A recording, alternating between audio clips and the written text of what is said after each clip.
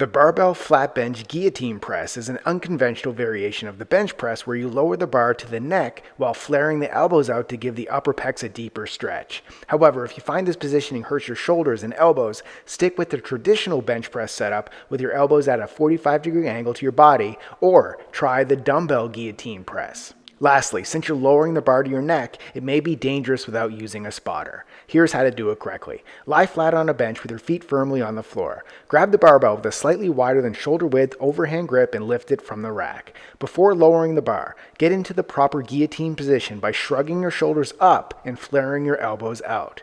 Under control, slowly lower the bar down toward your neck area while keeping your elbows flared out. Lower until you feel a deep stretch in your upper chest. Pause briefly at the bottom, then exhale as you press the bar back up in a smooth, controlled motion until your arms are nearly locked out.